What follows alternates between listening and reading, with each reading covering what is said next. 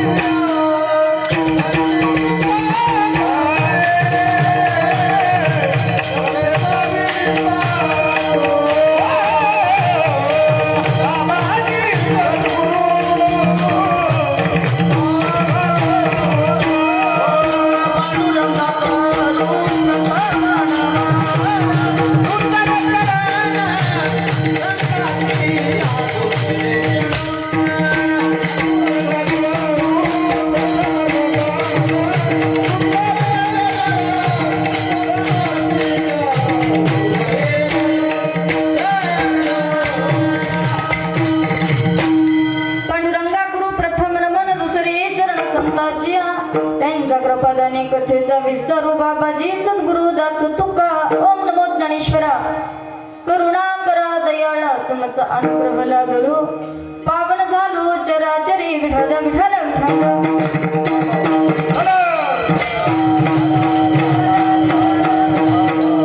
नाम संकीर्तन साधन पैसोपे जळतील पापे जन्मांतरीचे न लगती सायास जावे वनांतरा सुखी तो घरा नारायण प्रस्तुत प्राप्त प्रसंगी कीर्तन रूपी सेवेकरता निवडलेला अभंग याची आपण भूतलावर जन्माला आलेल्या जडजीवन मानवांचा उद्धार करण्यासाठी आपला देह अखंड झिजवणारे, वारकरी संप्रदायाचे कळस मानले जाणारे, छत्रपती शिवाजी महाराजांचे धर्मगुरु आद्यगुरु असणारे जगद्गुरु तुकोबारायांचा आज 6 चरणाचा अभंगाच्या कीर्तन रूपी सेवेकरता निवडला विठ्ठला विठ्ठला.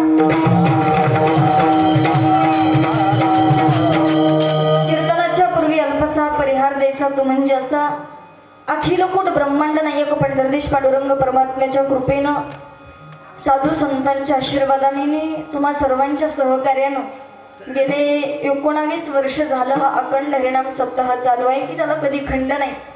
आणि आपलं तुमचं सगळ्यांचं भाग्य असं की या सप्ताहामध्ये एवढा मोठा पर्वकाळ की आज गजानन महाराजांचा प्रकट दिन, मध्ये महाशिवरात्री आणि एवढं मोठं पर्वकाळ, आणि या पर्वकाळामध्ये हा चालू असलेला नामयज्ञ सोहळा, आणि या नामयज्ञ सोहळ्यामध्ये आज पहिल्या क्रमांकाची सेवा माझ्यासारख्या पामराकडे आली. माझं परमभाग्य समजते.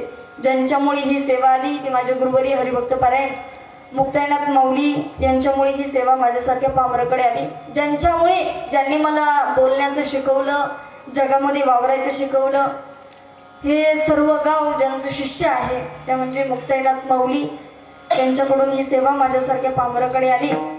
म्हणून त्यांच्या चरणावरती नतमस्तक होते. आणि त्यांचं बोलणं झाल्यानंतर आपल्या गावाचं भूषण म्हणजे माधव महाराज नरवडे, एकदा त्यांच्यासाठी जोरदार टाळी वाजवा. आणि आदरणीय डॉक्टर कृष्णा महाराज नरवडे, सर्वच मंडळी, ज्ञात परिचित असणारे, सामाजिक आर्थिक राजकीय शैक्षणिक क्षेत्रातील सगळ्यांना धन्यवाद व्यक्त करते. टाइम झालेला आहे, पहिला दिवस आहे. 1 तास ते 1.25 तास भगवान परमात्म्याचं चिंतन पाहण्याचा प्रयत्न करायचे. सर्वांगाचे कान करून प्रत्येकानं देवाचं नामचिंतन ऐकण्याचा प्रयत्न करायचा. विठ्ठल विठ्ठल. अभंगामध्ये जगद्गुरु तुकोबाराय मानव देह धारण केल्यानंतर, मानव देहाला आल्यानंतर प्रत्येकाला सांगतात, बाबा हा नरदेह तुला भेटलेला आहे, पण या नरदेहामध्ये आल्यानंतर तुला कर्म पार पडायचे, आणि ते कर्म जर काही असेल तर भगवान परमात्म्याला प्राप्त करून घ्यायचंय. सगळ्यांनी चिंतन लक्ष देऊन ऐका. अभंग जगद्गुरु तुकोबारायचा पहिला दिवस एक नामपर प्रकरणातील अभंग आहे. जगद्गुरु तुकोबाराय ज्यावेळेस मानवाला उपदेश करत होते त्यावेळेस प्रत्येक मानवाला जगद्गुरु तुकोबारायांनी उपदेश करत असताना सांगितलं, ए बाबा, मानव देह धारण करून या मृत्यू लोकामध्ये जन्म धारण करून आलास, या भूतलावरती आलास, या अवनी तलावरती आलास, पण याच ठिकाणी आल्यानंतर तुला फक्त एक देह तुझं प्राप्त करायचे, ते म्हणजे तुला ईश्वराची भेट प्राप्त करून घ्यायची. एखादा ज्ञानी माणूस जर धर्ममंडपामध्ये असेल, जिज्ञासू असेल, प्रश्न पडू शकतो साधकाला, बाबा भगवान परमात्म्याने 84 लक्ष एवढं तर आम्हाला मानव देह धारण करून दिला, पण मानव देह धारण केल्यानंतर त्या ईश्वराची भेट काही सहजासहजी शक्य नाहीये. सहजासहजी त्या भगवंताची भेट आम्हाला शक्य नाहीये. मग त्या भगवंताकडे जाण्यासाठी आम्हाला मार्ग पाहिजे. त्या भगवंतापर्यंत पोहोचवण्यासाठी किंवा पोहोच करण्यासाठी आम्हाला एखाद्या गुरुची संगत हवी, एखाद्या साधूची संगत हवी, एखाद्या सिद्धाची संतांची संगत हवी. कारण देवाचा आणि देवाकडे जाण्याचा मार्ग फक्त संतांना माहिती आहे. मग संतांना देवाकडे जाण्याचा जर मार्ग माहित असेल तर आम्ही सुद्धा संतांकडे गेलं पाहिजे. जगद्गुरु तुकोबाराय म्हटले, बाबा आम्ही या मृत्यू लोकामध्ये जन्म धारण करून आलो, आणि या मृत्यू लोकामध्ये आल्यानंतर आम्हाला सुद्धा त्या भगवान परमात्म्याची प्राप्ती करायची होती, पण सहजासहजी ती शक्य नव्हती. का? त्या देवाकडे जाण्याच्या अगोदर आम्हाला संतांची भेट प्राप्त करावी लागते. मला सांगा, संतांची भेट सहजासहजी शक्य आहे का? सहजासहजी शक्य नाहीये. संतांकडे जाण्यासाठी काय काय गोष्टी लागतात? निष्काम निजदृष्टी, अनंत पुण्य कोठ्यानं कोठी, रोकड्या दाहो जे पाठी तै होय भेटी हरिप्रियाची. निष्कामता, निजदृष्टी, अनंत पुण्य कोठ्यावधीच्या संकेत नगदी मागे लागावेत, ते पण धावत धावत भाग्यवान जीवाला संतांची भेट आहे सहजासहजी शक्य नाही. तुकोबाराय, जर संतांची भेट सहजासहजी शक्य नाही तर मग आम्हाला भगवंताची प्राप्ती मनुष्य देहात होणार आहे का? तुमच्याकडे पाहण्याचा प्रयत्न आम्ही केला, साधू संतांकडे पाहण्याचा आम्ही प्रयत्न केला, त्यांची भक्ती जाणण्याचा प्रयत्न केला, त्यांची सत्संगती करण्याचा प्रयत्न आम्ही आमच्या जीवनामध्ये आणण्याचा केला. शक्य नाहीये म्हणे महाराज. का? आम्हाला कीर्तन ऐकत असताना, नामयज्ञ सोहळा सगळं काही पार पाडत असताना आम्हाला ते नको नकोसं वाटतं. कशामुळे नको नकोसं वाटतं? अहो, आमच्याकडे विवेकच नाहीये ना. विवेक नसल्या कारणानं आम्हाला त्या संतांची भेट होत नाही, संत कळत नाही, सिद्ध कळत नाही, ज्ञान काय असतं कळत नाही, आमचा मार्ग कोणता आहे, आमचा धर्म कोणता आहे आणि आमचं कर्म कोणतं हे आम्हाला माहित नाही. नको वाटतं, गुरपडलाय मनुष्यात. थोडासा संसाराचा विचार बाजूला सारा, थोडस परमार्थामध्ये या, संप्रदायामध्ये या, थोडासा डोक्यामध्ये एक विचार आणा, भगवंता विठ्ठल विठ्ठल.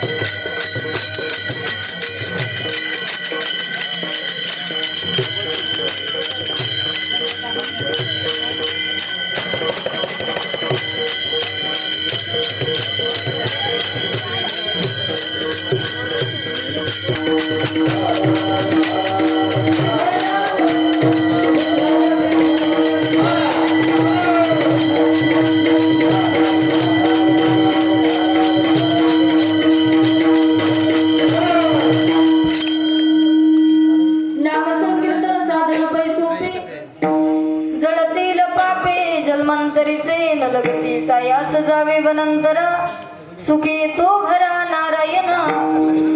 जगद्गुरु तुकोबरायला ज्यावेळी साधकानं प्रश्न केला त्यावेळी जगद्गुरु तुकोबराय म्हणतात, साधका, जीवनामध्ये जर संतांची भेट प्राप्त करायची असेल तर त्याच्यासाठी नामचिंतनाची गरज आहे. भगवान परमात्म्याकडे जाण्यासाठी मार्ग अनेक आहे आणि त्या मार्गाने जाण्याचा आम्ही जर प्रयत्न केला तर प्रत्येक मार्ग हा खडतर सांगितलेला आहे. एक कर्म आहे, एक ज्ञानयोगाच्या मार्गाने जाण्यासाठी मार्ग सांगितलाय. ज्या व्यक्तीकडे ज्ञान आहे, ज्ञानाच्या दृष्टीने जर त्या भगवान परमात्म्याला पाहण्याचा प्रयत्न आम्ही केला, भगवान परमात्मा दिसतो आम्हाला म्हणे, पण त्या ज्ञानाला अजून एक गोष्ट पाहिजे, ती म्हणजे प्रेमाची. त्या ज्ञानाकडे जर प्रेम असेल तर भगवंत दोन्ही प्रकारे दिसू शकतो, पण जर प्रेम असेल तर ज्ञान दिसणार नाही, अज्ञान असेल तर प्रेम दिसणार नाही. कारण भगवान परमात्म्याकडे पाहण्याचा साधकानं प्रश्न केला. जगद्गुरु तुकोबराय देवाकडे जात असताना आम्ही साधकाची, आम्ही संतांची भेट प्राप्त करून घेऊ शकतो, पण देवाकडे जात असताना ना तुम्ही असं गाथ्यामध्ये लिहून ठेवलंय की माणसाकडे ज्ञान यायला हवं, माणसाचं कर्म तेवढं शुद्ध असायला हवं. तुकोबराय आमच्याच्याने हे होणार नाही म्हणे. ज्ञानवान व्हा, कर्मवान व्हा, बुद्धिवान व्हा, तपस्वी व्हा, योग करा, साधना करा, एवढं आमच्याच्याने होणार नाही हो. आम्ही संसारातली माणसं, आम्ही प्रपंचातली माणसं, रोज उठावं, आमचा उदरनिर्वाह करण्यासाठी आम्ही काही ना काहीतरी काम करावं, आमच्याच्याने एवढं होणार नाही. तुकोबराय म्हटले करावं लागेल, करावंच लागेल. म्हटले का करावं लागेल?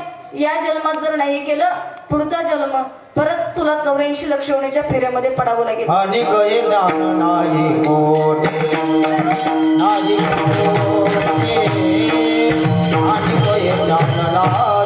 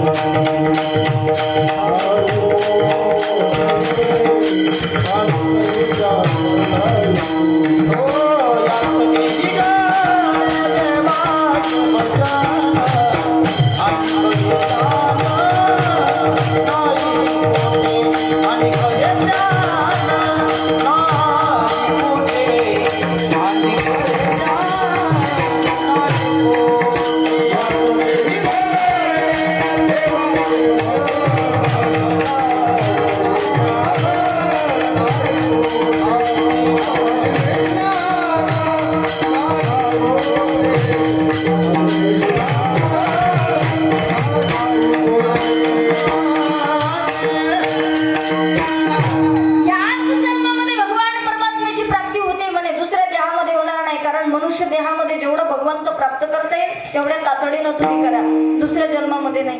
मग देवाकडे जाण्यासाठी अनेक प्रकार सांगितले म्हणे, पण जगद्गुरु तुकोबाराय म्हटले अनेक प्रकार पाहण्याचा आपण प्रयत्न केला तर प्रत्येक प्रकार अवघड आहे.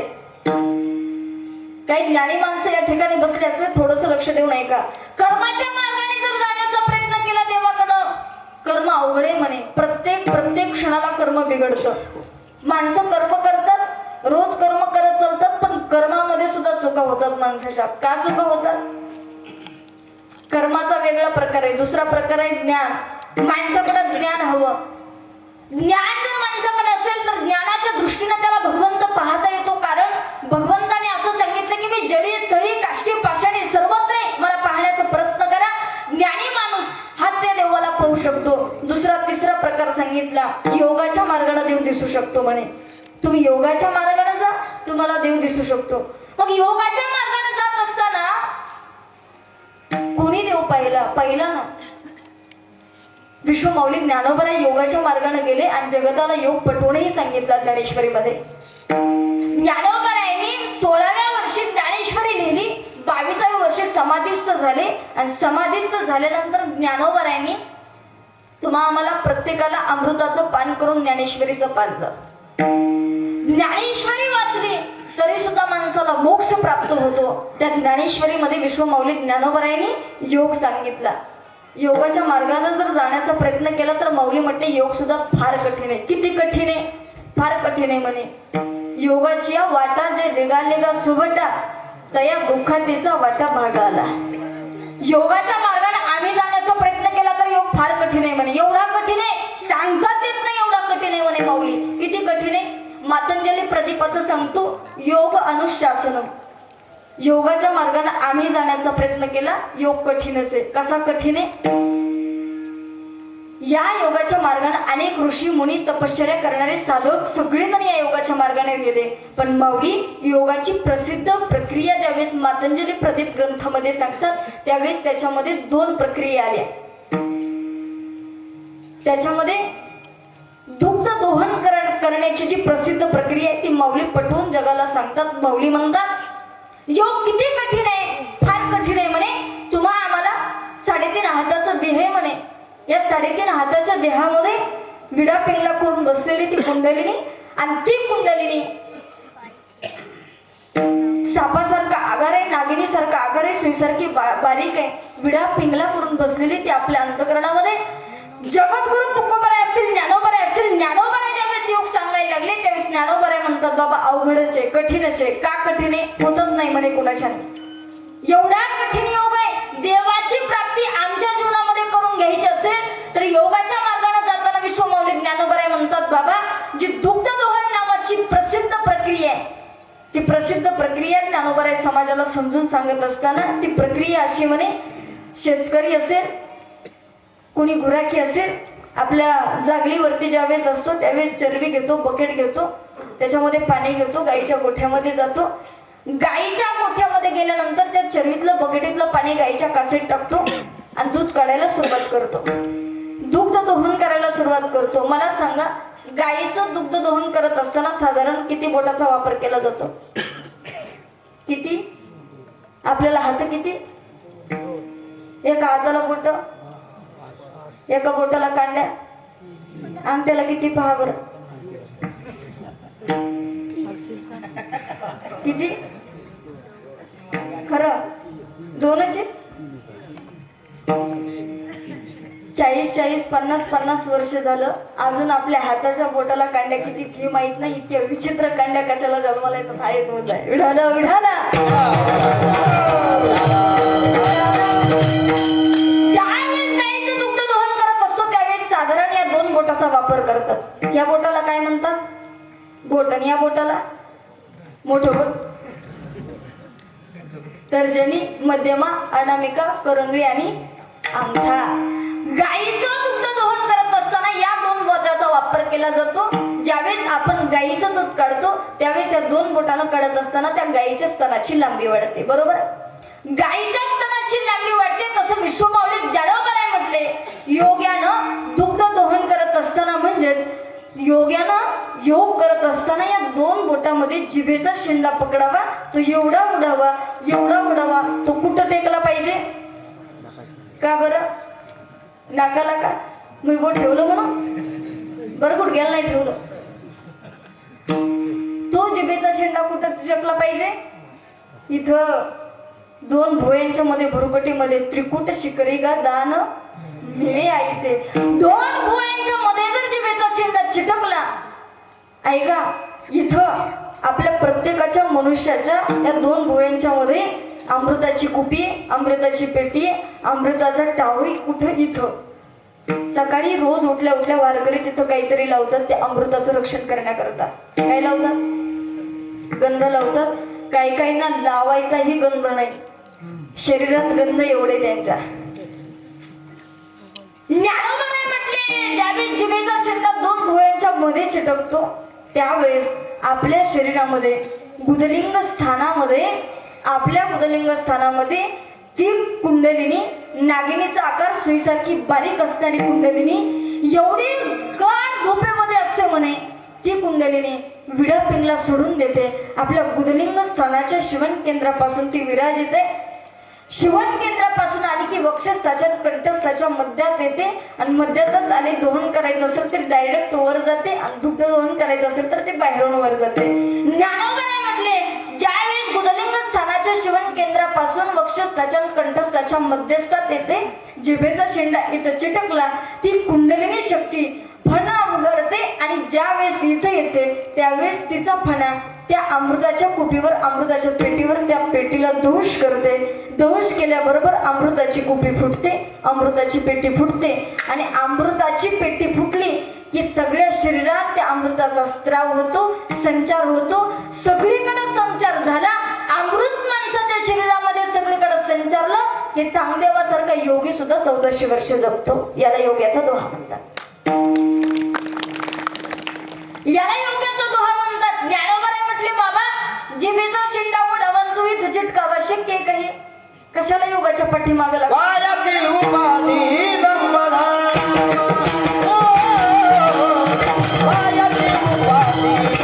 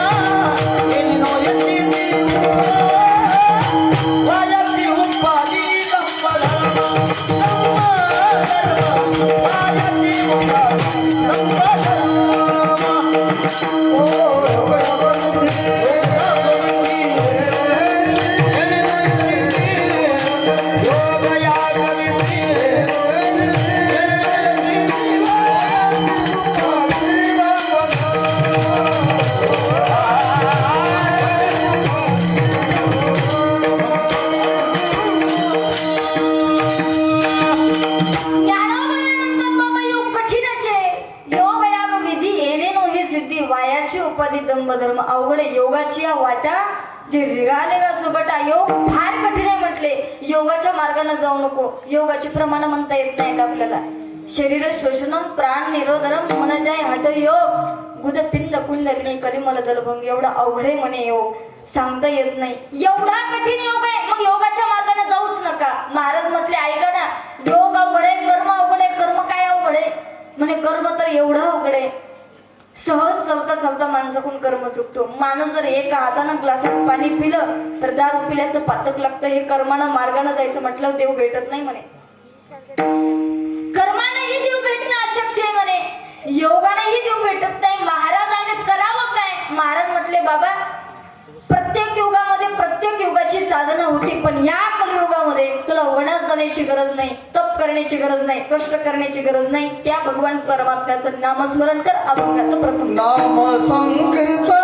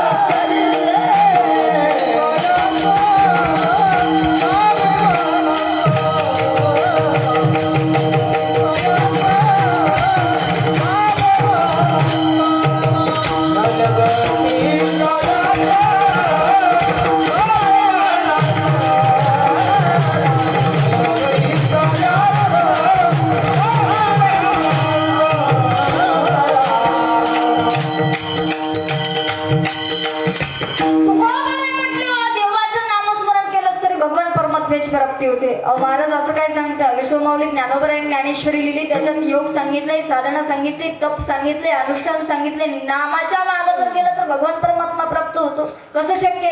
शक्य म्हणे बाबा. नामस्मरण जर केलंच नाही जीवनामध्ये तरी सुद्धा भगवान परमात्म्याची प्राप्ती होऊ शकतो. पण करायला सुरुवात कर. का? प्रत्येक युगामध्ये प्रत्येक तप आहे, प्रत्येक युगामध्ये प्रत्येकाचं कर्म वेगळे. पण याच कलियुगा माझी करावे कीर्तन. ऐका, भगवान परमात्म्याची प्राप्ती करायची असेल तर सत्संग करावं लागेल, नामचिंतन करावं लागेल, श्रवण मनन चिंतन या गोष्टी माणसाला करावंच लागणार आहे. कशासाठी? बाबा हा देह पुन्हा नाहीये. या देहामध्ये आल्यानंतर भगवान परमात्म्याची प्राप्ती करावीच लागल. जोपर्यंत परमात्म्याची प्राप्ती तुला होणार नाही तोपर्यंत या देहाचं सोनं होणार नाही, आत्म्याचं सोनं होणार नाही. त्याच्यासाठी देवाची प्राप्ती करावी लागेल. त्याच्यासाठी तुला रात्रंदिवस त्या भगवंताच्या नावाचा टाहो फोडावा लागेल. ऐक ना, काही करायची गरज नाही, संस्कृत पाठ करायची गरज नाही, वनामध्ये जाऊन तपश्चर्या करण्याची गरज नाही, यज्ञ करण्याची गरज नाही. नामसंकीर्तन साधन पै सोपे, जळतील पापे जन्मांतरीचे. महाराज चुकताय तुम्ही. काय चुकताय? देवाचं नाम घेतल्यानंतर जन्मांतरीची पाप जळतात. हो जपतात म्हणे. तृण अग्नी मिळे समरस झाले, तैसे नामे केले जपत हरी. ऐका, भगवान परमात्म्याचं नाम असं आहे, अनेक जन्माची पाप जळतात म्हणे. गवताच्या गंज आहे, त्या गवताच्या गंजीला एक छोटीशी डबऱ्याची काडी आणि ती जर डबऱ्याला ओढली, गवताच्या गंजीमध्ये फेकली तर गंज पेटायची राहील का? पेटून जाणार आहे का? ताकद आहे तिच्यामध्ये. तिचा अग्नी ज्यावेळेस सगळा भडकून जातो ना, एकदा अग्नी भडकला गंज सुद्धा मागं पुढं पाहत नाही, किंवा तोच भडकलेला अग्नी मागं पुढं जोपर्यंत पाणी येत नाही तोपर्यंत पाहत नाही. तसंच भगवान परमात्म्याचं नामचिंतन करणारा जो साधक आहे, जोपर्यंत त्याच्याकडून पाप घडत नाही तोपर्यंत त्याची पाप जळतो. पण त्याचं कर्म चुकायला लागलं तो मागे सरतो. भगवान परमात्म्याकडे जाण्यासाठी नामाची गरज आहे. ते करा. पुन्हा पुन्हा हा जन्म नाहीये. याच जन्मामध्ये भगवान परमात्म्याची प्राप्ती करा. याच जन्मामध्ये तो भेटू शकतो, कारण पुन्हा हा देह नाहीये.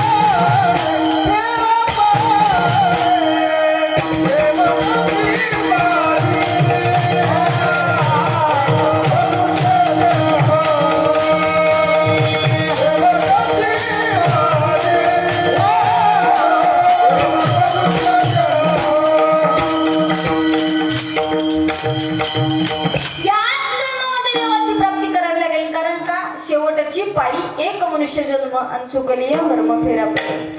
कशासाठी? एकदा का जन्म चुकला नंतर 84 लक्षवणीचा फेरा पडणार आहे. कशासाठी? नरदेह दुर्लभ झाला.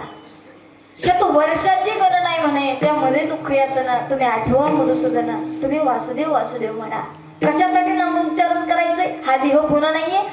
एकदा का या इंद्रियांनी आपली सोबत संगत सोडली नंतर या देहाचं खरं नाहीये म्हणे. काहीच खरं नाही. ज्या शरीरामध्ये आम्ही तुम्ही राहतो ते शरीरही तुमचं आमचं नाहीये. ज्या शरीराला माझं म्हणतो ते शरीर आमचं नाहीये. मग कोण आहे आमचं? सत्य तू सत्य तू सत्य तू विठ्ठला. कोण आमचं सत्य असेल? या मृत्यू लोकामध्ये, या अवनी तलावरती, या भूतलावरती, या शय्या तलावरती आमचं सत्य भगवान परमात्मा आहे. काय नातं लावायचे तुम्हाला? त्या जगाच्या मालकासोबत लावा.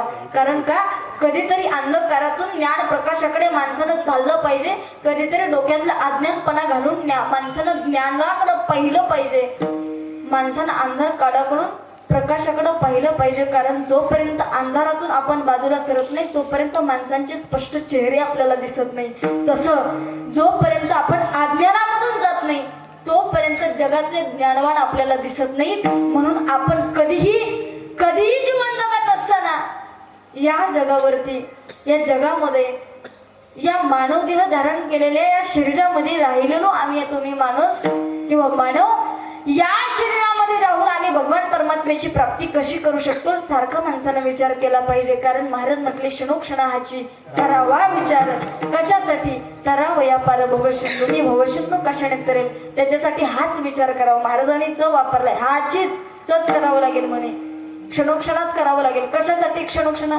तासन तास नाही म्हटले महाराज. तुम्ही क्षणोक्षणा का म्हटले? महाराज म्हटले जोपर्यंत तुम्ही कीर्तनात आहात तोपर्यंत तुम्हाला विचार येईल. पण एकदा का कीर्तनातून उठून गेला तर देवाचा विचार तुमच्या मनात येणार नाही. म्हणून क्षणोक्षणा. उगाच देव भेटला नाही आम्हाला. सारखा आम्ही त्या भगवान परमात्म्याच्या नावाचा टाहो फोडलाय. आमच्या जीवनामध्ये ती भेट झाली. जगद्गुरु तुकोबाराय, आम्ही जर या जन्मामध्ये देवाची प्राप्ती आमच्या जन्म झाली नाही तर काय होईल? काय होईल म्हणे? पुन्हा तुम्हाला त्याच जन्मयोनीमध्ये, त्याच फेऱ्यामध्ये पडावं लागेल. कारण ज्या शरीरावर आम्ही प्रेम करतो ते शरीर आमचं नाहीये. ज्या इंद्रियावरती आम्ही प्रेम करतो ते इंद्रिय आपलं नाहीये. भगवंतानी देहदान देत असताना आपल्याला दान दिले महाराज. इंद्रिय दान, देहदान. देहदान दिलं, इंद्रिय दान दिलं. ज्याच्याकडे देही त्याला इंद्रियाची किंमत कळत नाही. पण ज्याच्याकडे इंद्रिय नाही त्याला विचारा काय इंद्रियाची किंमत आहे. फार मोठी किंमत आहे. ज्याला हात नाही त्याला विचारा हाताची किंमत. भगवान परमात्म्याने सुंदर एवढा नरदेह दिलाय. एवढा सुंदर नरदेह देऊन सुद्धा आम्ही त्या भगवान परमात्म्याला विसरून चाललोय. काय केलं आम्ही जीवनामध्ये येऊन? साधू संतांनी या ठिकाणी जन्म धारण केला. आज ज्यांचा प्रगट दिन आहे श्री संत गजानन महाराज. त्या गजानन महाराजांनी या भूतलावरती आल्यानंतर प्रत्येक आड्याने आज्ञाने समाजाला समजून सांगण्याचा प्रयत्न केला. बाबांनो, किती जरी सत्ता संपत्ती तुमच्या जीवनामध्ये आली, किती जरी तुम्ही सत्ताधीश झाला, संपत्तीवान झाला, प्रॉपर्टी कमवली, काही जरी कमवलं, सोबत नाही येणार आहे ते फक्त तुमच्या भगवान परमात्म्याचं नामस्मरण केलेलं, जीवनामध्ये किती चांगली कर्म केली एवढंच तुमच्या सोबत येणार आहे. उगाच साधू संतांच्या पुण्यतिथ्या, साधू संतांचं सगळं काही आपण साजरं करत नाही. कारण त्यांच्या जीवनामध्ये काही ना काहीतरी त्यांनी आया मानवाला दिलेलं आहे. म्हणून जगद्गुरु तुकोबाराय सुद्धा म्हणतात, काय सांगू आता संतांचे उपकार, मज निरंतर जागविते. संतांचे उपकार सांगता येत नाही म्हणे. काय सांगता येत नाही? मज निरंतर जागविते. सारखं जागवण्याचं काम करतात. ए बाबा जागा हो. कशासाठी जागा हो? या नरदेहामध्ये तुला जन्म प्राप्त झालाय ना, पुन्हा जन्म नाहीये. कधी मरण येईल सांगता येत नाही. हे मरण कधी येईल सांगता येत नाही. म्हणून जागा हो. ऐका, एकदा जिभेची भांडणं झाली. कोणासोबत? हा, आपल्याला तेवढीच भांडणं माहितीत का? जिभेची भांडणं केसासोबत झाली. केसासोबत का झाली? सॉरी, आपलं दातांची भांडणं केसासोबत झाली, जिभेची नाही. जीभ कशी भांडणं करेल? आधीच 32 दाताच्या आतमध्ये राहते. दातांची भांडणं केसासोबत झाली. कशासाठी झाली? केसांची बैठक बसली. केसांची बैठक बसल्यानंतर केसांनी ठरवलं, कार्य म्हणे अख्ख्या शरीरामध्ये सगळ्यात पांढरे दात आहेत म्हणे. सगळं शरीर जर पाहण्याचा प्रयत्न केला, सगळ्या शरीरात काय सगळ्यात पांढरे शुभ्र दात आहेत म्हणे. दातांची संख्या किती आहे?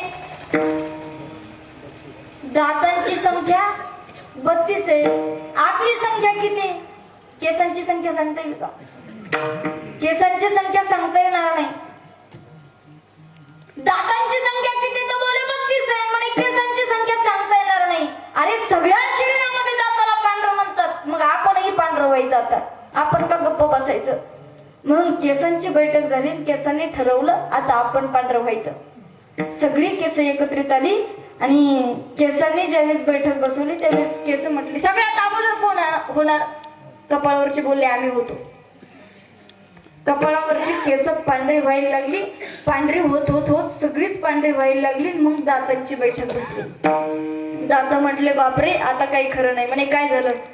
सगळी केस पांढरी व्हायला लागली, अख्ख्या शरीरामध्ये आपल्याला पांढरे म्हणत होते पण आता केस सुद्धा पांढरी व्हायला लागली.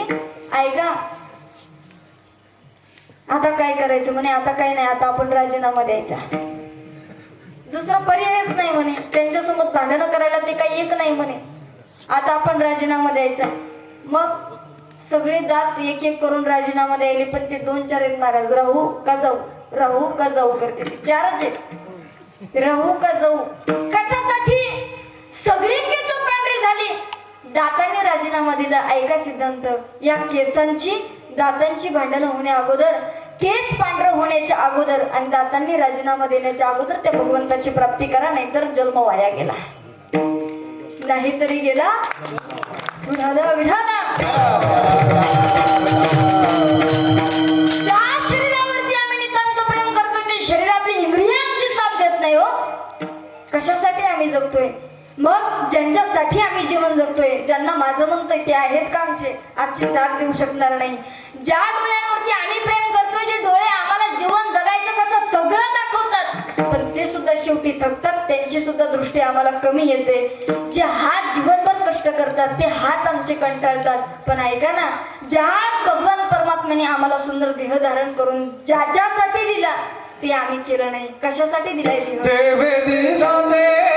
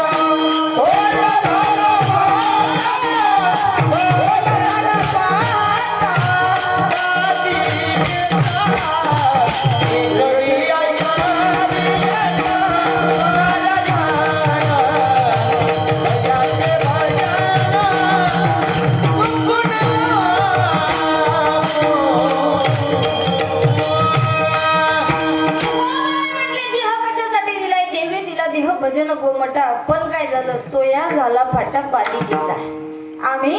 आम्हाला भगवान परमात्म्याने देह भजनासाठी दिलं, पण आमच्या या बुद्धीला फाटे फुटले आणि ते फाटे बालिकेचे असल्या कारणानं आता आमची बुद्धी जागेवरती येत नाही. मग त्याच्यासाठी काय करावं लागेल? संतांकडे जावं लागेल. जोपर्यंत संतांकडे जाणार नाही तोपर्यंत आमच्या बालिकेचे फाटे फुटलेले जागेवरती येणारच नाही. कारण जगद्गुरु तुकोबराय म्हणतात, बाबा भगवान परमात्म्याकडे जाण्याचा मार्ग फक्त संतांना माहिती आणि तो मार्ग संतांनाच विचारला पाहिजे. मार्ग दावून गेले आधी दयानिधी संत, ते दयावान शिरवान संतांनी तुम्हाला आम्हाला मार्ग दाखवलाय. त्याच मार्गाने जाण्याचा आम्ही प्रयत्न केला तर भगवान परमात्मा भेटू शकतो म्हणे. आम्ही जाण्याचा प्रयत्न केला पाहिजे. महाराज, नामचिंतन केल्यानंतर आम्ही जातो का? हो, निश्चित जाण्याचा प्रयत्न करून. नामसंकीर्तन साधन पै सोपे, आज जळतील पापे जन्मांतरीशे. अनेक जन्माची पाप केलेली आहेत, ती पाप जळतील म्हणे. मग देवाला भेटण्यासाठी काही करावं लागत नाही म्हणे.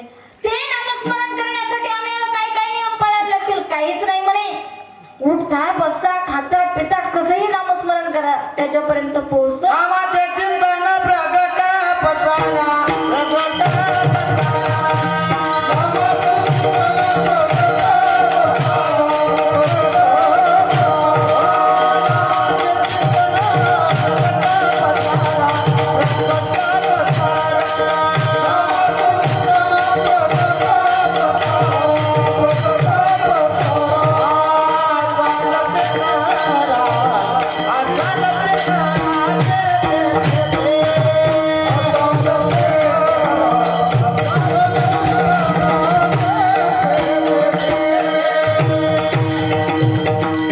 कुठेही असा कामामध्ये काममुखी राम राम कुठेही करा, पण नामचिंतन करा. कारण ते नामचिंतन करण्यासाठी वनात जाण्याची गरज नाही. ते साधन करण्यासाठी कुठलं सायास कष्ट करण्याची गरज नाही. अभंगाचं दुसरं चरण. रडगती सायास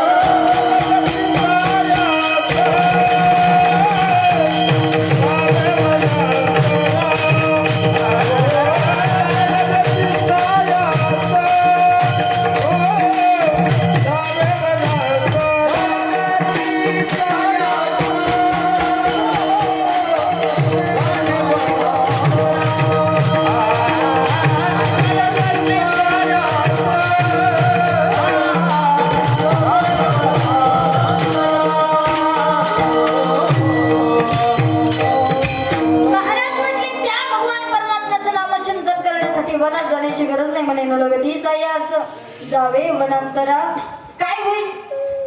सुखी येतो घरा नारायण. भगवान परमात्म्याचं नामचिंतन जिथं आहे तिथं करा, आहे तसं करा. भगवान परमात्मे सुखानं घरी आल्याशिवाय राहत नाही, पण करण्याचा प्रयत्न करा. महाराज, आम्ही फक्त त्याच भगवान परमात्म्याचं नामचिंतन करायचं का? नाही. तुमची ज्या देवावरती श्रद्धा आहे त्या भगवान परमात्म्याचं नाव तुम्ही घ्यायला सुरुवात करा. कारण भगवान परमात्म्याची रूपं अनेक आहेत, पण भगवान परमात्मा मात्र एकच आहे. कोणत्याही देवाचं नाव घ्या, पण नामस्मरण करा म्हटले महाराज, त्याच्याशिवाय पर्याय नाही. तुमची भगवान शंकरावरती श्रद्धा असेल त्यांचं करा, भगवान पंढरीश पांडुरंग परमात्म्यावरती श्रद्धा असेल त्यांचं करा, कोणाचंही करा, पण करायला सुरुवात करा. काही नाही, ज्या देवावरती श्रद्धा आहे त्याच्यावरती करायला सुरुवात करा. भेद नाहीये भगवान परमात्म्याच्या विषयी. भगवान परमात्म्याची रूप एकच आहेत म्हणे, फक्त अवतार कार्य भिन्न भिन्न आहे. संत नरहरी सोनार पंढरपुरामध्ये राहायचे, महान भगवत भक्त होऊन गेले. महान भगवत भक्त असणारे संत नरहरी सोनार भगवान शंकराची तपश्चर्या करायचे. ऐका, लक्ष देऊ. भगवान परमात्म्याची तपश्चर्या करायची. रोज उठावं, स्नान संध्या वगैरे झाल्यानंतर सकाळी उठल्या उठल्या भगवान शिवलिंगाचं अभिषेक करावा, फुलं वाहावी, जप करावा आणि सगळं झाल्यानंतर कामाला लागावं. रोजचा नित्यक्रम. ज्या पंढरपुरामध्ये राहतात त्याच पंढरपुरामध्ये संत नरहरी सोनार राहायचे. पण तिथं राहिले असताना ते नरहरी सोनार एकदा सुद्धा भगवान पंढरीश पांडुरंग परमात्म्याचं स्वतःहून तोंड कधी पाहिलं नाही. का? त्या देवाला आम्ही आमच्या विषयी श्रद्धाही नाही, त्या देवाला आम्ही मानतही नाही. आम्ही फक्त भगवान शंकराची भक्ती. एवढे कट्टर होते, एवढे कट्टर होते. पंढरपुरामध्ये राहून सुद्धा त्या देवाची कधी भक्ती केली नाही, त्या देवाला पाहण्यासाठी कधी गेले नाही, त्या देवाचं दर्शन कधी केलं नाही. पण योगायोग असा आला, ऐका, योगायोग असा आला. एक वेळचा प्रसंग आहे. पंढरीश पांडुरंग परमात्म्याला एका साधकाने नमस्कार केलेला आहे की देवा, बरेच दिवस झाले मला मूल नाही, बाळ नाही, पण मी नवस करतो, मला जर मुलगा झाला तर मी तुला सोन्याची साखळी करल. योगायोगाने तेच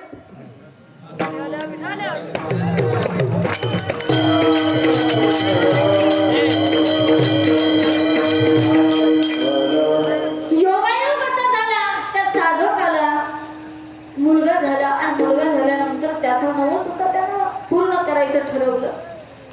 नवस पूर्ण करायचं, पण सोनाराकडे जावं लागेल. पंढरपुरामध्ये एकच सोनार, त्यांचं नाव नरहरी सोनार. नरहरी सोनारकडे गेले आणि गेल्यानंतर दारातूनच आवाज दिला, ओ नरहरी सोनार. म्हणे काय झालं? नवसा माझा पंढरीश पांडुरंग परमात्म्याला, मला जर मूल झालं तुमच्या कमरेला सोन्याची साखळी बनवा. मग त्या देवाला सोन्याची साखळी बनवायची. हो, होईल का तुमच्याच्याने तेवढं काम? होईल ना? म्हणे का नाही होणार, पण देवाच्या कमराचं माप घेऊन यावं म्हणे. साधक पंढरीश पांडुरंग परमात्म्याच्या मुख्य गाभाऱ्यामध्ये गेला, कमराचं माप आणलं, नरहरी सोनारांकडे आले, साखळीचं माप दिलं. म्हणजे 2 दिवसामध्ये साखळी तयार होईल, 2 दिवसामध्ये साखळी तयार होईल असं ज्यावेळेस सांगितलं, त्यावेळेस 2 दिवस झाले. नरहरी सोनारांनी साखळी तयार केली. पण एवढे देवाची भक्ती करणारे नरहरी सोनार, साखळी तयार झाल्यानंतर साधक तिथे आला. साधकांना साखळी घेतली, अभिषेकाचं सामान घेतलं, पूजेचं सामान घेतलं, पंढरपुरामध्ये आले, मुख्य गाभाऱ्यामध्ये आले, देवाला अभिषेक घातला, नवीन वस्त्र परिधान केले आणि वस्त्र परिधान केल्यानंतर जी सोन्याची साखळी, ती सोन्याची साखळी काढली, जगाच्या मालकाच्या कमरेला लावली. जाताना माप व्यवस्थित केलेलं होतं, पण ज्यावेळेस आज कमरेला साखळी लावतायत त्यावेळेस ती साखळी 4 बोट आखूड झाली. काय झाली? 4 बोट ती साखळी कमी पडायला लागली. पळत गेला साधक नरहरी सोनारांकडे. असं कसं केलं तुम्ही? म्हणे काय झालं? अहो, बरोबर माप दिलेलं असताना तुम्ही 4 बोट साखळी कमी केली, कशासाठी केली? नाही हो, तुम्ही माप दिलं, ती दोरी सुद्धा अजून माझ्याकडे, हवं असलं तर दोरीला साखळी लावून पहा. ज्यावेळेस दोरीला साखळी लावली त्यावेळेस माप व्यवस्थित भरते, पण ज्यावेळेस जगाच्या मालकाकडे साखळी नेल्या जाते त्यावेळेस कमी भरते. काय प्रकार आहे? म्हणे काही नाही, 4 बोट साखळी वाढवून करा. परत 2 दिवस गेले, 4 बोट साखळी वाढवली. 4 बोट साखळी ज्यावेळेस वाढवली, ती साखळी ज्यावेळेस जगाच्या मालकाच्या कमरेला परत लावण्यामध्ये आली, त्यावेळेस ती साखळी 4 बोट कमी जी होती ती आता 4 बोट जास्त वाढली. कळतच नाही म्हणे काय होतंय. माप नेतोय त्यावेळेस सगळं व्यवस्थित भरतंय, ज्यावेळेस जगाच्या मालकाचं कमरेचं माप आम्ही घेतोय सगळं व्यवस्थित भरतोय, कधी कमी पडायला कधी जास्त व्हायला. काय होतंय असं? नरहरी सोनार म्हटले, आता मीच मंदिरात येतो म्हणे. पण प्रण होता, त्या देवाला पाहायचं नाही. स्वतःच्या डोळ्याला पट्टी बांधली आणि पट्टी बांधलेले नरहरी सोनार, आडवा भस्म लावलेला आणि आडवा भस्म, गळ्यामध्ये रुद्राक्षाच्या माळा आणि रुद्राक्षाच्या माळा वगैरे सगळं असताना डोळ्याला पट्टी लावली. माप घेण्यासाठी ज्यावेळेस नरहरी सोनारांना नेलं गेलं, ज्यावेळेस मुख्य गाभाऱ्यामध्ये नरहरी सोनार आले, त्या साधकानं नरहरी सोनारांना धरलं, मुख्य गाभाऱ्यामध्ये आणलं आणि आणल्याबरोबर कमराचं माप घेण्यासाठी दोन्ही हात असे कमरावरती नेले. डोळ्याला पट्टी बांधलेले नरहरी सोनार, जीवनभर भगवान शंकराची तपश्चर्या केलेली, सायास केलेलं, भक्ती केलेली. ज्यावेळेस नरहरी सोनारांनी देवाच्या कमरेला हात लावला, चमत्कार असा झाला, जगाच्या मालकाची मूर्ती उभी नाही दिसली, हाताला शिवलिंग लागलं. शिवलिंग हाताला ज्यावेळेस लागलं त्यावेळेस घाबरले. म्हणे उभा असणारा जगाचा मालक आहे, हातावरती कमरेवरती हात आहेत, कटेवरती हात आहे, हाताला शिवलिंग कसं काय लागतंय? परत चापण्याचा प्रयत्न केला, परत त्या ठिकाणी शिवलिंग लागतंय. डोळे उघडले तर जगाची मालकी, जगाचा मालक दिसतो. पहिल्यांदा डोळ्यानं पाहिलं आणि पाहिल्याबरोबर मन नाही भरलं नरहरी सोनारांचं. एवढा सुंदर जगाचा ही रूप गोजिरे सगुण पाहता लोचन सुखावले. पाहिले पण नंतर लक्षामध्ये आलं या देवाचे भक्त आम्ही नाही. परत डोळ्याला पट्टी लावली. परत देवाचं माप घ्यायला पुढे गेला. परत शिवलिंग लागलं. परत तसंच झालं. परत माप घ्यायला गेला. शिवलिंग लावलं. डोळे उघडले आणि त्या चरणावरती नतमस्तक झाले. देवा मी अधम आहे, अज्ञानी म्हणे मी. तुमच्या मधला भेद मी काय केलाय? तुमच्या दोघांमध्ये भेद केलाय, पण हरिहरा भेद नाही नका करू बा. तुम्ही दोघं एकच आहे. एकाचे हृदय गोडी साखरेच्या ठाई. अहो दोघं एकच आहेत. आम्ही वाद कशामुळं करायचा? आम्ही करणार नाही. म्हणून तुकोबराय म्हटले ज्या देवाचं नामचिंतन करायचंय त्या देवाचं नामचिंतन करा, कारण ते दोघं एकच आहे. ज्या भगवंतावरती तुमची जास्त श्रद्धा असेल त्या देवाचं नामस्मरण करायला सुरुवात करा, पण करा म्हणे. त्याच्याशिवाय पर्याय नाही. भगवंताने अनेक रूप धारण केली, पण त्या भगवंताला सुद्धा या मृत्यू लोकामध्ये राहता आलं नाही. येत नाही उरो आले अवतार, येरते पामर जीवन ते विढावलं.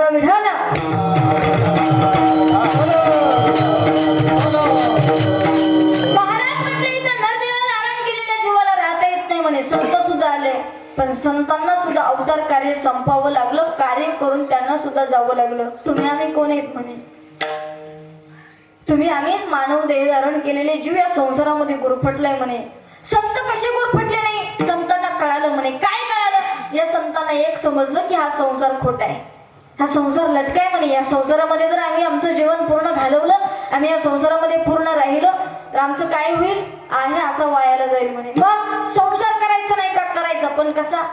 संसार पक्षी अंगणी उतरते, पक्षी अंगणी उतरते, पक्षी अंगणी उतरते,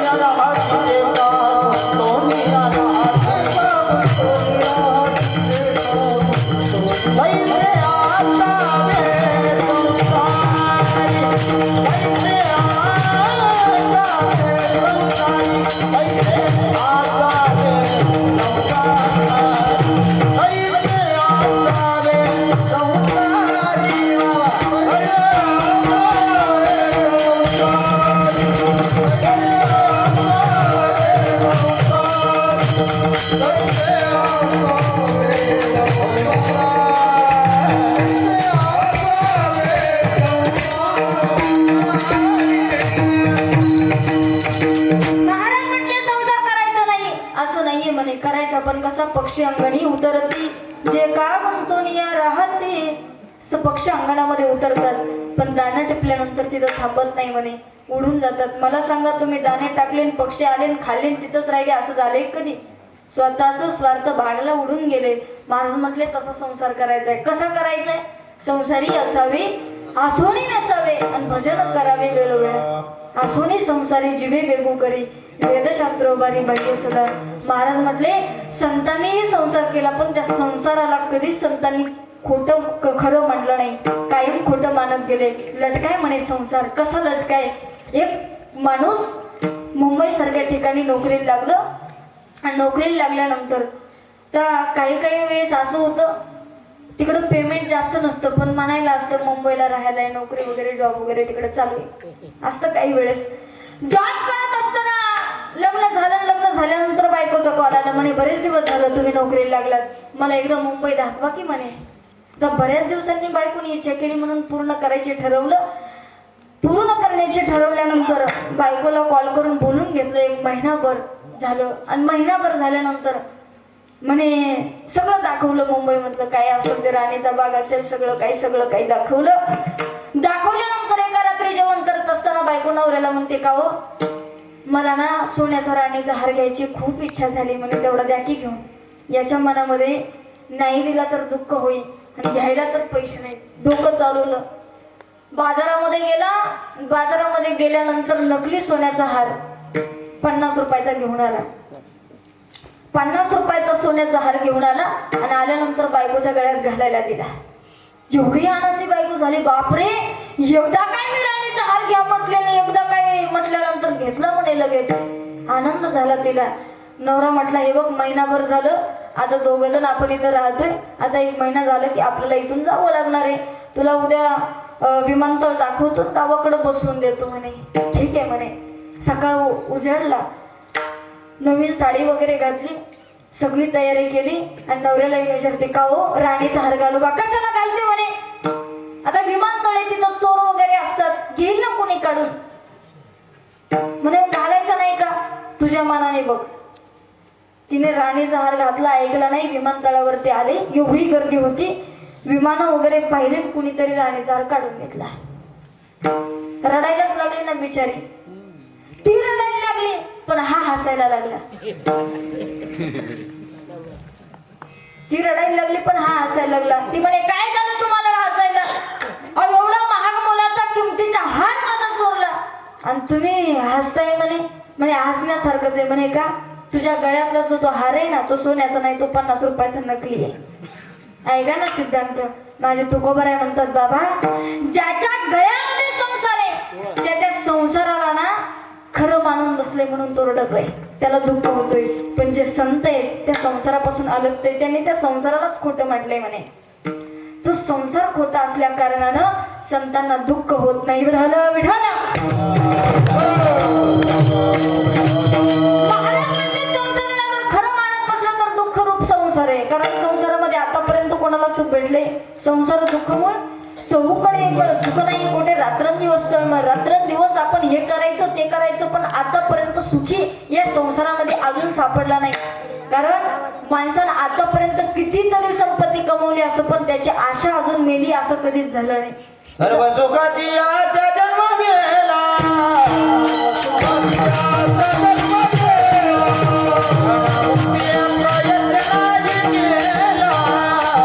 मुक्ती प्रयत्न नाही केला, मुक्ती प्रयत्न नाही केला, शांतीन पावला, शांतीन पावला, माया व्यक्तीला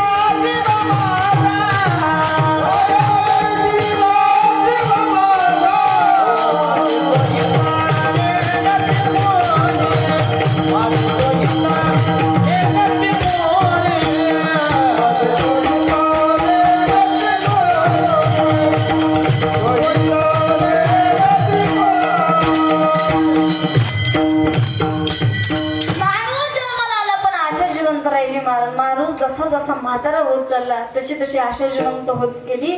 कारण सर्व सुखाची आशा जन्म गेला. किती जरी आशा असल्याने त्या जर आपण पूर्ण करत राहिलो तरी त्या कधीच पूर्ण होत नाही. अशा अपूर्ण आशाच्या पाठीमागे आम्ही गेलो तर आमचा कधीच उद्धार होणार नाही. महाराज म्हटले, आहे त्याच्यामध्ये समाधान माना. तुम्ही आम्ही देहधारण करतो पहा ना, एकच मनुष्य हो, सगळ्यामध्ये भगवान परमात्मा आहे. स्त्री पुरुष 2च रूप आहे, पण माणसामध्ये एवढा भेद आज झालाय. एवढा, ज्याच्याकडे संपत्ती त्याला वाटतं मी सगळ्यात मोठा आहे, ज्याच्याकडे नाव आहे त्याला वाटतं मी सगळ्यामध्ये मोठा आहे. प्रत्येकाला अहंकार होत चाललाय, पण जो तो ज्याच्या त्याच्या ठिकाणी योग्य आहे. महाराज, प्रत्येकाला कधीच कोणाला कमी समजायचं नाही. कधी कोणता दिवस कसा उजाडेल सांगताच येत नाही. महाराज म्हटले, प्रत्येक व्यक्तीला जर तू कमी लेखत गेलास तर तुझा कधी शेवट होईल सांगता येत नाही. 3 जण होते, एक डॉक्टर होता, एक इंजिनियर होता आणि एक पोलीस होता. 3 जण एकत्रित आले. नाव पलीकडे करून जायचं होतं, नावत बसायचं होतं. समुद्राला ओलांडून पलीकडं, नदीला ओलांडून पलीकडे जायचं. आणि नदीला ओलांडून पलीकडे जायचं असेल तर आता कोणाची मदत घ्यावी लागेल? नावड्याची मदत घ्यावी लागेल. नावड्याची मदत घेत असताना 3 जण त्या नावीमध्ये बसले. नाव अर्ध्यामध्ये आली. तेवढ्यात इंजिनियर प्रश्न करतो, काय रे बाबा, शिकला नाही का तू? म्हणे, नाही बाबा, आमच्यामध्ये कधी शिकवलंच नाही आम्हाला. का नाही शिकवलं? आमच्या शिकत नाही, आमचा व्यवसायच हा. बर. दुसऱ्याला म्हणायचे, तुझे मुलं बाळ? म्हणे, माझे मुलं बाळ नदीवरती मासा पकडण्याचं काम करतात म्हणे, आणि शिकायचं नाही त्यांना. नाही म्हणे. आता प्रत्येक जण प्रत्येकाचं ज्ञान द्यायला लागला ना. जो ज्या क्षेत्रात येतो त्याचं ज्ञान पातळत असतो कधी कधी सामान्य माणसाच्या पुढे. ज्ञान पातळायला लागले पण ज्यावेळेस नाव अर्ध्यामध्ये आले त्यावेळेस सोसाट्याचा वारा आला. हे गप्पच होता नावाडी. सोसाट्याचा वारा आला, 3 जण नावेमध्ये होते आणि 3 जण नावेमध्ये असताना नावाडे आता बोलला, कारण सोसाट्याचा वारा आलता, लाटा सुरू झालता. नावाडे म्हटला, का रे बाबा, एक जण इंजिनियर आहे, एक जण पोलीस आहे, एक जण कुणी असेल अजून, तुम्ही 3 जण आहेत म्हणे, नोकरीला आहेत, सरकारी नोकरीला आहेत म्हणे. हो, पण आता तुम्हाला पोहायला येते का म्हणे. ते म्हटले, नाही बाबा, आता जर तुम्हाला पोहता नाही आलं तर तुमचा इथं शेवट आहे म्हणे. वाचणार आहे फक्त मी. तुम्ही किती जरी डिग्र्या केलेल्या असल्या, किती जरी काही केलेलं असलं तर ते आता कुठं जाणार आहे, पाण्यात जाणार आहे. आता तुम्हाला पोहता येत नाही मला माहित नाही. प्रत्येकानं आपापला जीव जसा वाचवायचा तसा वाचवा. यानं उडी टाकली, बाहेर आला, पण त्या तिघांचा शेवट तिथे झाला. ऐका, कधी कोणाचं काम, कधी कोणाला आपण जर कमी लेखलं त्याचा सुद्धा शेवट आहे. महाराज म्हटले, जे जीवन धारण केले ना, प्रत्येकाला मान दे, माणसाने माणसासम वागणे कधीतरी माणसाने केलं पाहिजे. आज जास्त ज्ञान सांगण्यात बी गरज नाही हो, माणसाला कळतच नाही. माणसाला एकच सांगितलं पाहिजे, बाबा जीवन धारण करून आलास ना, या लोकांना 4 लोकांनी गेल्यानंतर पाठीमागं नाव काढलं पाहिजे, चांगला होता बाबा व्यक्ती. पण आपलं कर्मच असे, गेल्यानंतर काही काही माणसांच्या मनात वाटतं बरं झालं गेलं, जागा मोकळी केली. जागा तर मोकळी करायचीच, प्रत्येकाला जायचंच. पण ऐका, या मृत्यू लोकांमध्ये जो जो मनुष्य देह धारण करून आलाय त्या प्रत्येक मनुष्यानं असं ठरवलं पाहिजे की आम्ही या मृत्यू लोकांमध्ये आलोय, आमचा कधी शेवट असेल आम्हाला सांगता येणार नाही. तो काळ आयुष्याच्या गणनाची गणना तो करतोय. आमचं आयुष्य मोजण्यासाठी बसलेला काळ आहे. घडी घडी काळ वाटयाची पाडे, अजूनही किती आहे अवकाश. कधी मिनिट, किती सेकंद, किती तास, किती आठवडे शिल्लक आहे, मोजतोय हो तो काळ. कधी आमचं आयुष्य संपेल आम्हाला माहित नाही. ऐका, जन्म धारण झाला, जन्माला तुम्ही आम्ही आलो, पण मरण मात्र माणसाचं सांगता येणार नाही. पण जो मधला काळ आहे, महाराज म्हटले, तो तुमच्या हातामध्ये. मरणाच्या आणि जन्माच्या मधला जो काळ आहे तो तुमचा आहे म्हणे. त्या मधल्या काळामध्ये तुमचं एकच कर्म आहे, ते भगवान परमात्म्याला प्राप्त करून घ्या. एकदा त्यांच्या चरणाजवळ जागा प्राप्त केली, सुख आणि दुःख दोन्ही समान आहे तुम्हाला. दुःखामध्ये जाण्याची गरज नाही. सुखाकडे जायचं असेल तर दुःखातून निवृत्त व्हावं लागेल, आणि दुःखातून निवृत्त व्हायचं असेल तर सुखाकडे जाण्यासाठी एक मार्ग सांगितला, तो म्हणजे संतांकडे जावं लागेल. ज्ञानोबाराय म्हटले, तुकोबाराय म्हटले, सावता महाराज म्हटले, गोरोबा काका म्हटले, सगळे संत मान्य ज्यावेळेस एकत्रित आले, सगळ्या संतांनी ज्यावेळेस सांगितलं त्यावेळेस एकच सांगितलं म्हणे, त्या भगवंताला प्राप्त करायचं असेल तर नामस्मरणच करावं लागेल. हरिमुखे म्हणा, हरिमुखे म्हणा, आणि पुण्याची गणना पूर्ण करेल. हरीचंच नामस्मरण करा म्हणे, दुसऱ्या या जीवनामध्ये काहीच नाही. कोणतं नामस्मरण करावं लागेल? त्या देवाचं सगळ्यात सोपं साधन, अभंगाचं 3रं चरण.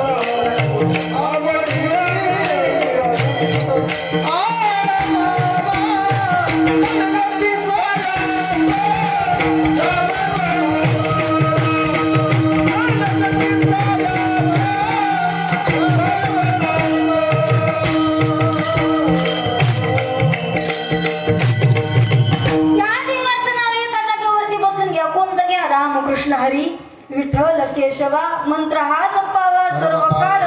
सारखा सारखा मंत्र जपा. कोणता? रामकृष्ण हरी नावाचा. कुठं बसून? एका जागेवरती बसून. कुठे जाण्याची गरज नाही.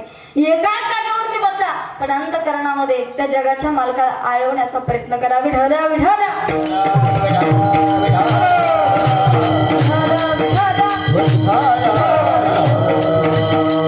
जोपर्यंत त्याला अंतःकरणामध्ये आळवत नाही तोपर्यंत तो दिसतच नाही म्हणे. तुकोबराय म्हटले म्हटले आम्ही आमच्या जीवनामध्ये जोपर्यंत आम्हाला आमच्या सद्गुरूंची भेट होत नव्हती तोपर्यंत आम्ही सुद्धा त्या भगवान परमात्म्याला प्राप्त करण्याकरता रात्रंदिवस कष्ट करायचो. त्यावेळेस एकच कळायचं, देवाचं नामस्मरण करावं लागेल, त्याच्याशिवाय संतांची भेट नाही. तुकोबराय सुद्धा ओतूर या गावी आले, रात्रीचं कीर्तन केलं, सगळ्यांना कीर्तन सांगितलं. आता तुकोबरायचं कीर्तन मध्ये कीर्तन नव्हतं, रात्रभर कीर्तन चालायचं. आणि तुमच्यासारखी साधक मंडळी बसून नसायची. म्हणे हे तर सारखं रात्रभर कीर्तन करत राहील, आम्हाला एवढ्या वेळ बसणं होणार नाही आमच्याच्याने. ज्यावेळेस ओतूर या गावी कीर्तन चालू झालं, कीर्तनाला 1 तास झाले, 2 तास झाले, 3 तास झाले, 4 तास झाले, तरी तुकोबराय कीर्तनच संपवत नव्हते. बाया तर 2 तास झाल्यावरच उठून गेल्या, माणसंही उठून चालली. 5 तास होत आले, 4-5 माणसं समोर बसलेली होती, तीही आता हळूहळू उठून चालली. पण एक माणूस तिथंच बसलेला होता तुकोबरायच्या पायाजवळ. तुकोबरायांच्या पायाजवळ बसलेला साधक. तर तुकोबरायाची कीर्तनाची पद्धत वेगळी असायची. तुकोबरायचं कीर्तन म्हणजे साक्षात जगाच्या मालकाशी बोलतायत की काय असं कीर्तन होतं. डोळे झाकावे, धोक्याचं पागोट फेटा एवढा बांधावान जगाच्या मालकाला, हातामध्ये चिपळ्या गड्यामध्ये विना, कीर्तन सुरू झालेलं असायचं. एवढं नामचिंतन त्या कीर्तनामध्ये, एवढं नामचिंतन.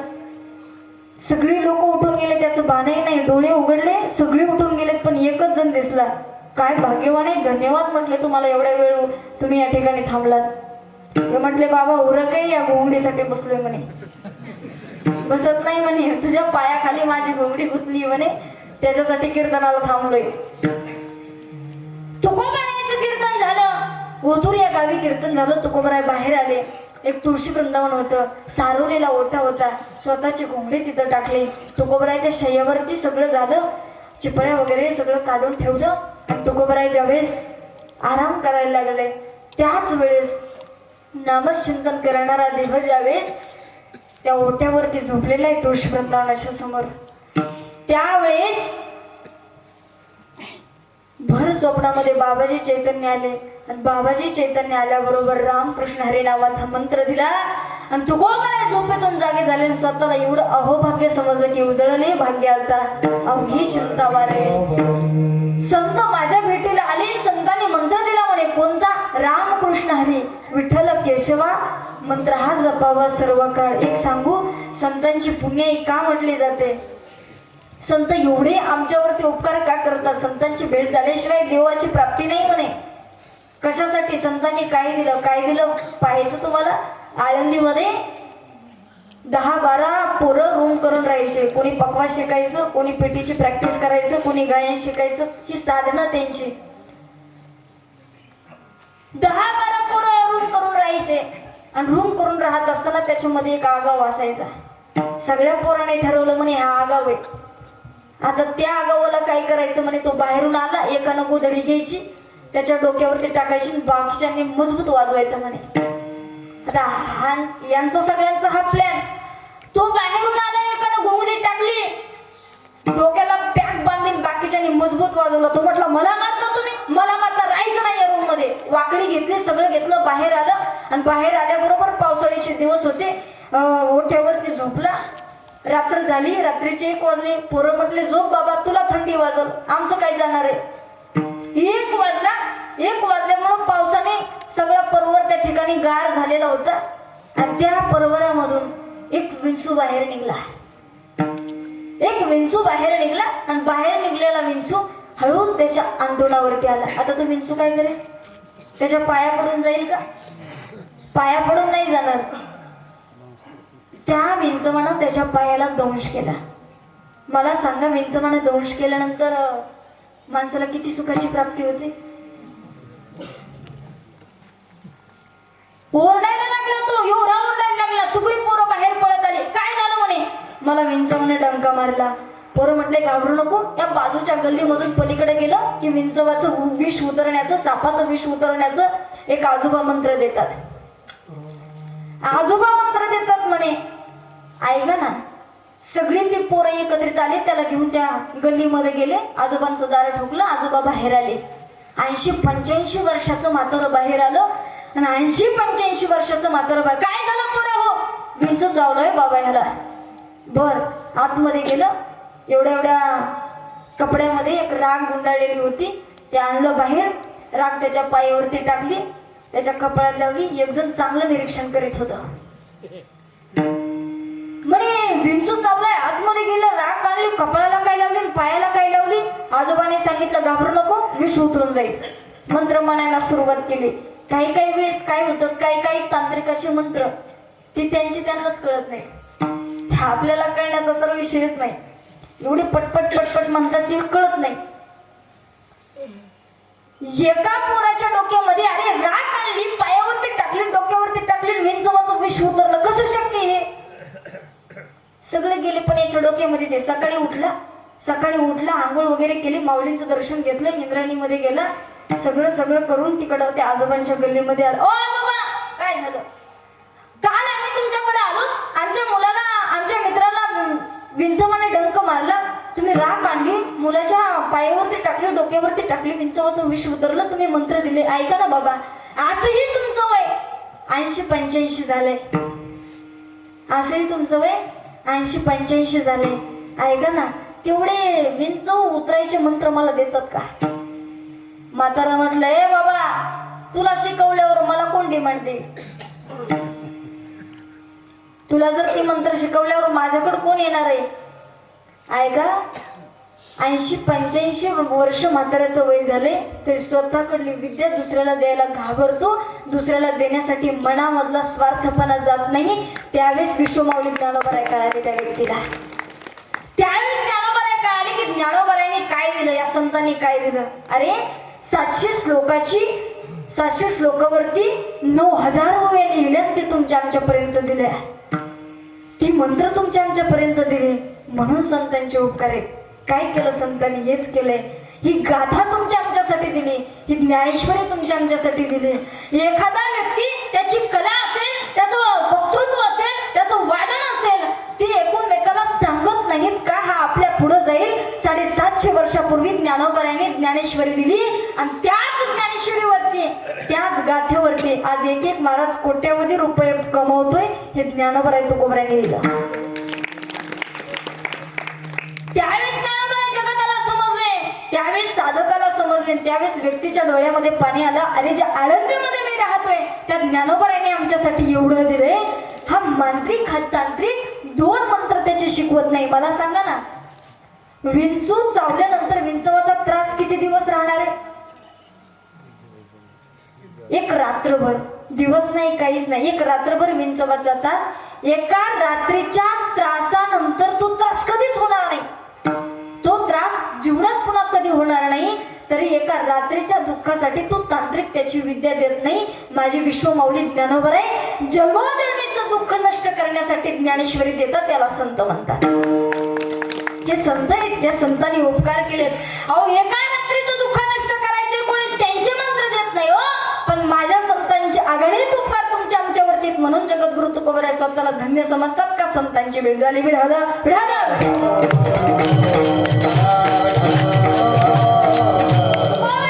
संतांची भेट झाल्यानंतर देव सहजासहजी भेटतो का? म्हणे हो, भेटतोच म्हणे. कारण एकदा त्यांचा डोक्यावरती हात पडला, कृपा कटाक्षाने हळले, त्यांनी एकदा निहाळून टाकलं रे टाकलं की देव त्या ठिकाणी भेटला म्हणून समज. तुकोबराय खरंच भेटेल म्हणे. हो, त्याच्यासाठी काय नामस्मरणच करावं लागेल. कारण माझ्या स्वप्नात ज्यावेळेस बाबाजी चैतन्य आले त्यावेळेस त्यांनी हा मंत्र दिला. हा मंत्र दिला, एवढा सोपा दिला की महाराज म्हटले याच्यापेक्षा सोपं साधन दुसरं कुठलंच नाही. तुम्हाला खोटं वाटत असेल तर माझ्या पांडुरंगाची आण वाहतो अभंगाचं वाचू. याविना अनेक असतात.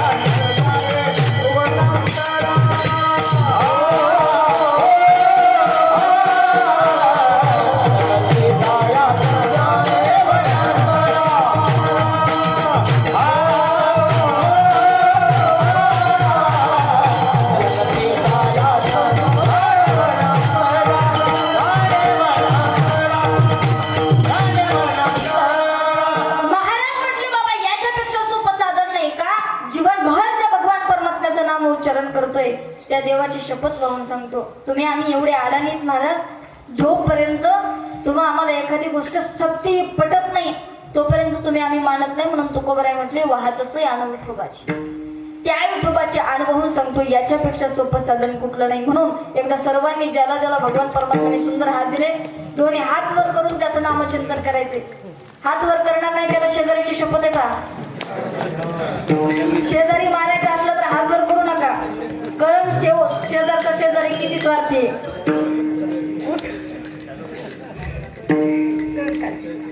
सर्वांनी वर विठोबा रखुमाई.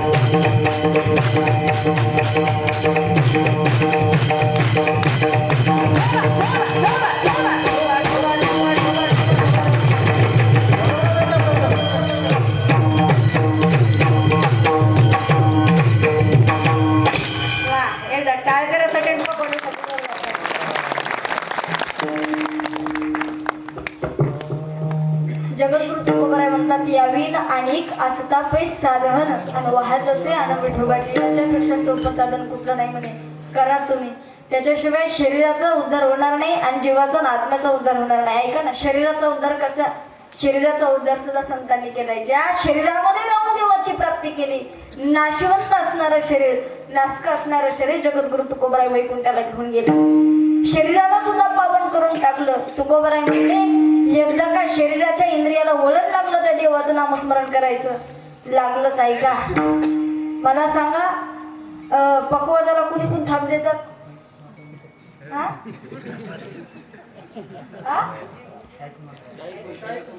शाहीकडून. वा, शाहीकडून थाप देतात. कीर्तन करायला स्वर देत असताना चॅट मारून द्यावं का थाप मारून द्यावं? चॅट मारून का थाप मारून? असं जर कोणी विचारलं, तुम्ही म्हणाल महाराज आम्ही तर स्वर देतोय की. आम्ही स्वर देण्याचा प्रयत्न करतोय, पण स्वर देत असताना कीर्तन करायला स्वर कळत नाही. पकवाजाला स्वर देण्याचा प्रयत्न करतोय पण कीर्तन करायला स्वर कळत नाही. का कळत नाही? कीर्तन करायला स्वर का कळत नाही? ऐका, जो पकवाज आहे तो पकवाज पहिल्या स्वरामध्ये नाही. मग त्या पकवाजाला किती जरी तातडीचा असला आणि किती जरी तयारीचा असला तरी तो स्वरात आणण्याचा प्रयत्न करू शकत नाही. मग पकवाज स्वरात लागणार आहे का? त्याच्यासाठी काय करावं लागेल? पकवाजच चांगला असावं लागेल. ज्ञानोबराय काय म्हटले माहितीये का? पहिला लावणी मृदंग असायचा, काळानुसार पकवाजही बदलले. ज्ञानोबराय म्हटले, बाबा पकवाज कीर्तन करायला किंवा गायकाला सूर देताना थाप मारून दिला जातो, तसे शरीर नावाचा पकवाज आहे. शाई नावाच्या पानाला थाप मारल्याबरोबर म्हणजे शाई नावाच्या तोंडाला नामाची थाप मारावी आणि ती नामाची थाप जर वाजली या शरीराचा मृदंग झाल्याशिवाय राहत नाही. ज्ञानोबराय म्हटली, शरीराचा मृदंग कधी होईल? या तोंडाला नामाची थाप दिली की शरीराचा सुद्धा मृदंग झाल्याशिवाय राहत नाही. पण देण्याचा प्रयत्न करा. त्याच्यासाठी तितके तयार तयारीच्या संतांकडे तुम्ही जा. त्याचा मृदंग झाल्याशिवाय रत्ना विढवलं विढवलं काम घेणं गरजेचंच आहे म्हणे, घ्यावंच लागेल. त्याच्यासाठी पर्यायच नाही म्हणे, जन्मच त्याच्यासाठी आमचा. या जन्मामध्ये येऊन ते करावंच लागेल, कारण त्याच्यापेक्षा सोपं साधनच कुठलं नाही अभंगाचं शेवट. तुका म्हणे सोपे आहे सर्व तुका म्हणे सोपे आहे सर्व म्हणे सोपे आहे सर्व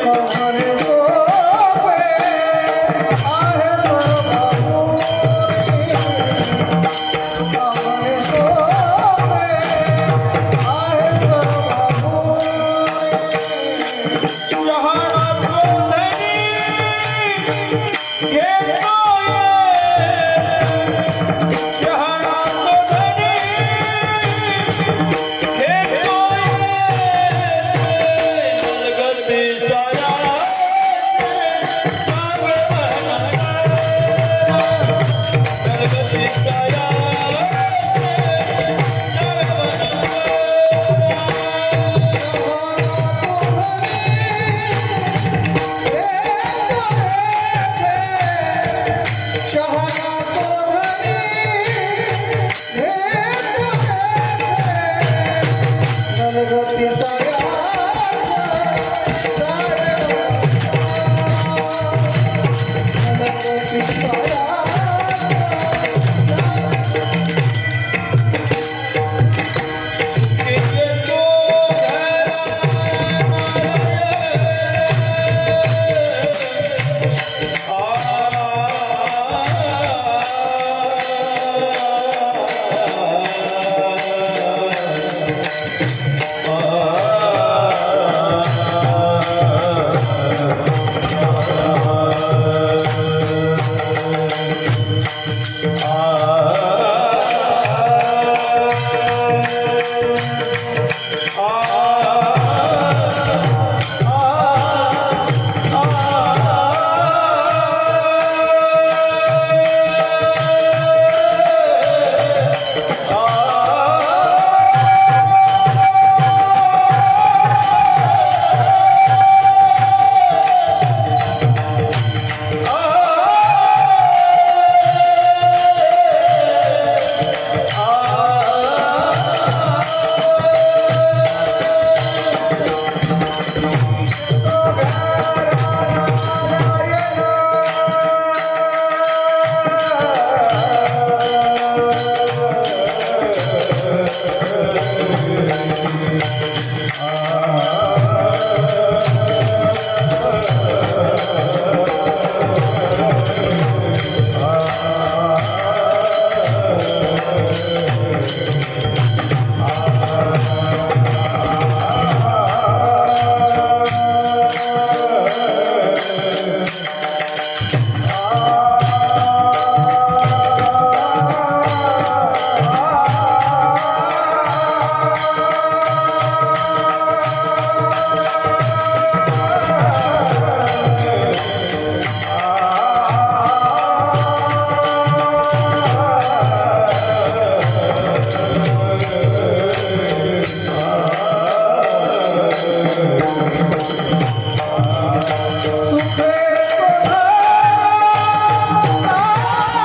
सोपे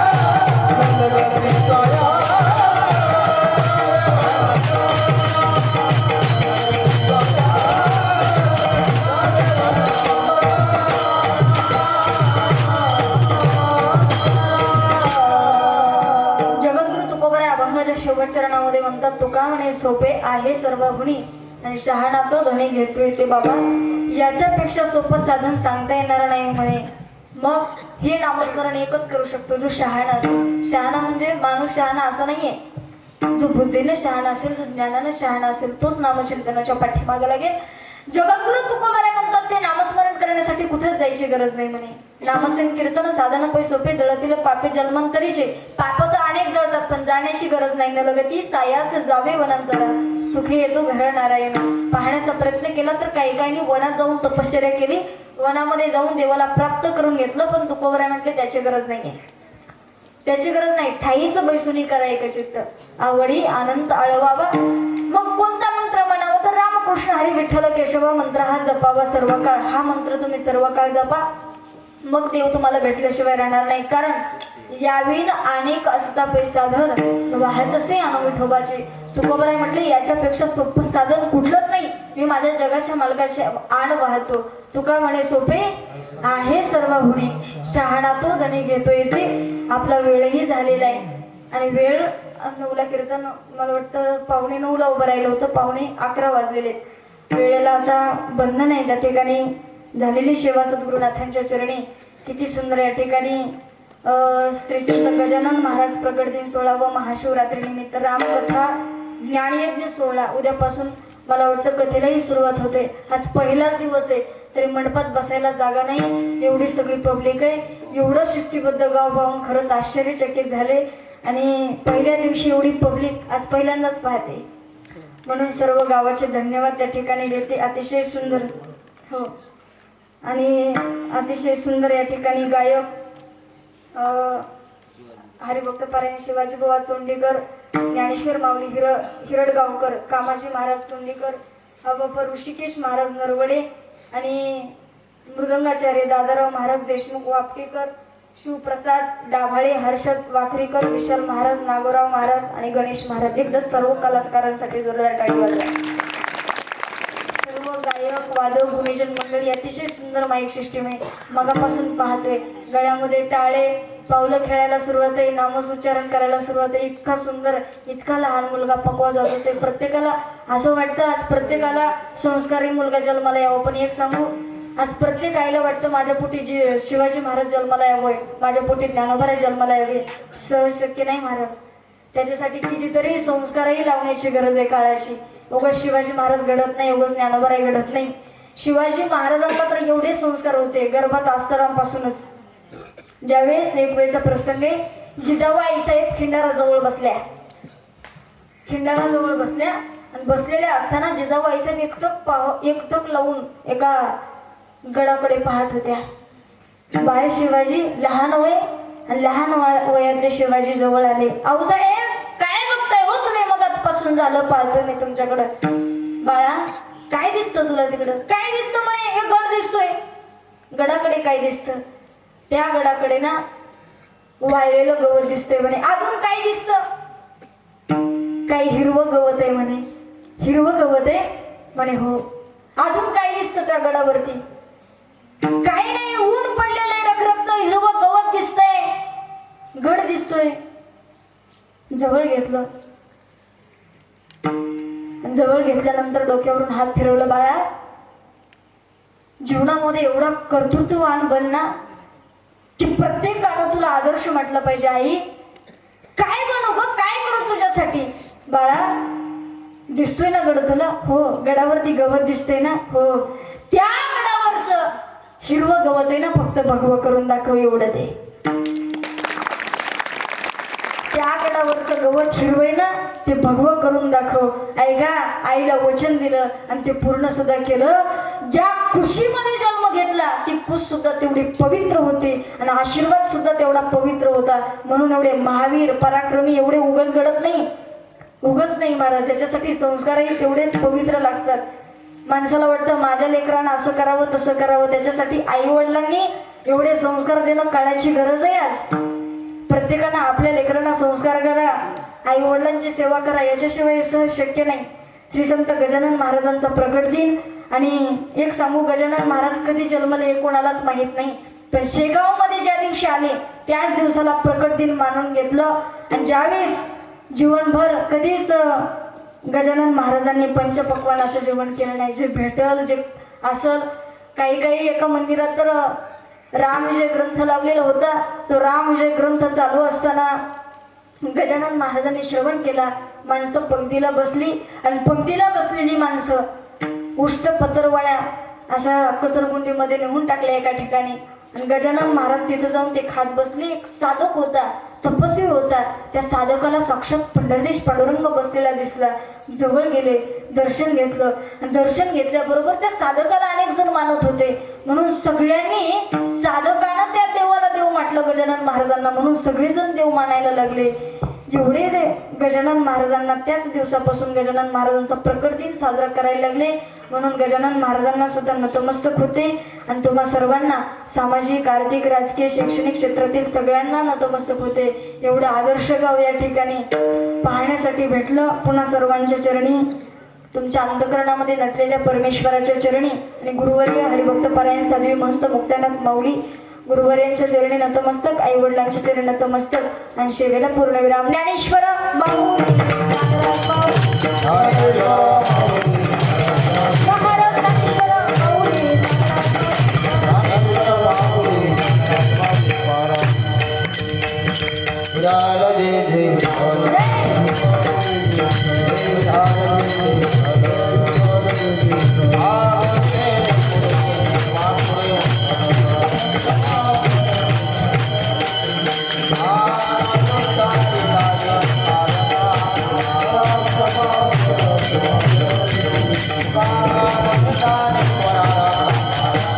Bye.